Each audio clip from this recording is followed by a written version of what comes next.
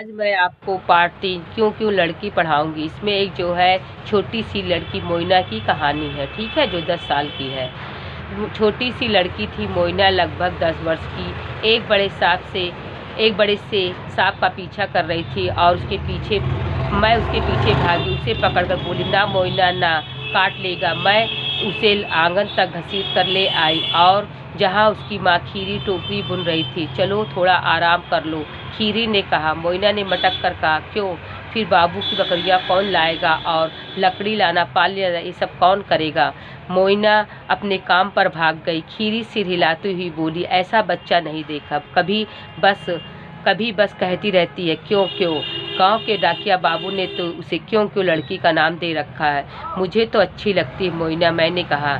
Moina एक आदिवासी लड़की थी। मोइना सवाल पर सवाल करती जाती, क्यों मुझे नदी से पानी लाने के लिए मीलों चलना पड़ता है?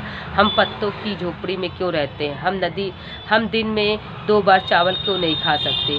मोइना बाबुओं की बकरियां चराने का काम करती थी। वो अपना काम करती और घर आ जाती। खाने के समय बुदबुदाती रहती, क्यों उनका बचा कुचा खाऊं। मोइना एक छोटी सी लड़की थी बच्चों। उसकी उम्र कम से कम जो है 10 साल की थी। वह जो है एक बड़े से सांप का पीछा कर रही थी। ये कहानी महाश्वेता वर्मा ने लिखा है और वो बता रही हैं, वो ये कहानी की लेखिका है।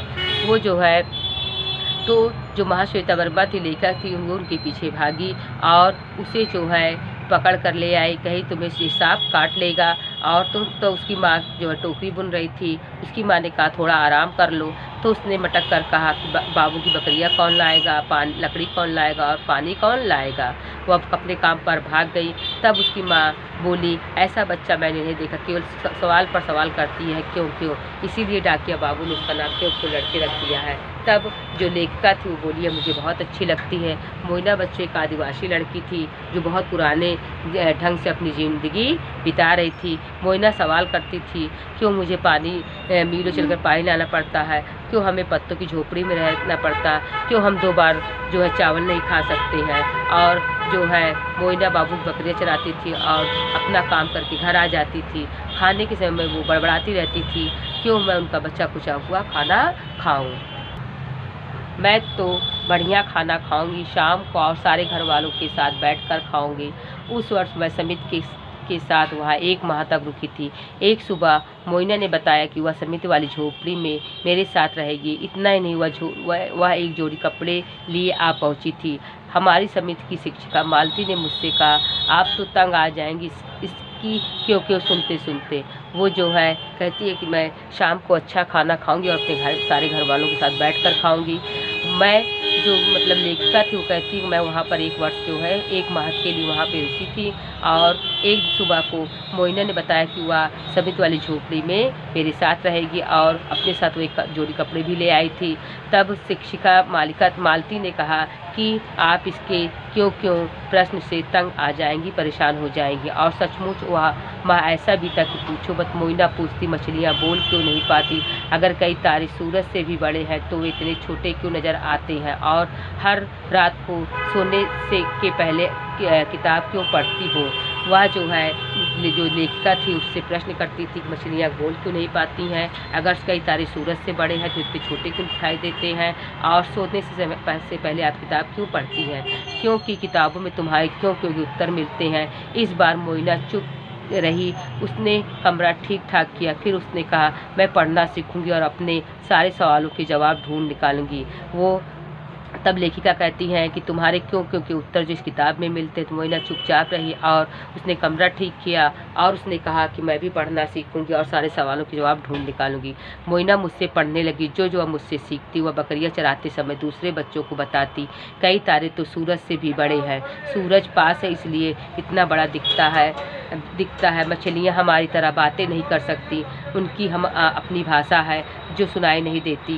क्या तुम्हें पता है पृथ्वी गोल है? मोइना मुझसे पढ़ने लगी और जो मुझसे सीखती वो जो है जाकर अपने साथ चराने वाले बच्चों को बताती, बकरियां चराने वाले बच्चों को बताती कि सूरज जो है, कई तारे सूरज से बड़े हैं लेकिन सूरज हमारे पास है इसलिए बड़ा दिखाई देता है और तारे दूर है इसलिए छोटे दिखाई देते हैं। मछलियाँ हमारी तरह बात नहीं कर सकती। वो जो है उनकी भाषा होती है, वो अपनी भाषा में बात करती है जो हमें सुनाई नहीं देती है।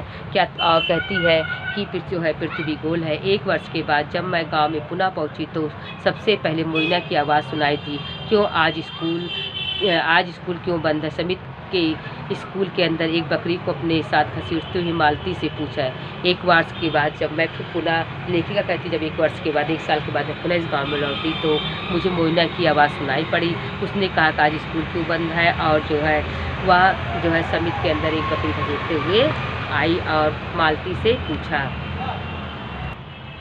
तुम जानती नहीं मोइना, मैं सुबह से 9 से 11 बजे तक कक्षा चलाती हूँ। तब जो है मालती ने कहा, मोइना ने पैर पटका, तुम समय क्यों नहीं बदल सकती? मुझे सुबह के समय बाबू की बकरियाँ चरानी होती हो। तो कहती है कि सुबह के समय मुझे बाबू की बकरियाँ चरानी होती, इसलिए मैं जो है सुबह नहीं पढ़ने आ सकती हूँ। मैं तो 11 बजे के बाद ही आ सकती, तुम पढ़ाओगी नहीं तो मैं कैसे सीखूँ? कहती है, अगर तुम नहीं पढ़ाओगी तो मैं कैसे सीखूँगी? शाम को मोइना की झोपड़ी पर गई, देखा कि मोइना अपनी छोटी बहन और बड़े भाई को बता रही थी, 1 पेड़ काटो तो 2 लगाओ, खाने से पहले हाथ धो लो। जानते हो क्यों? अगर नहीं धोओगे तो पेट दर्द हो जाएगा।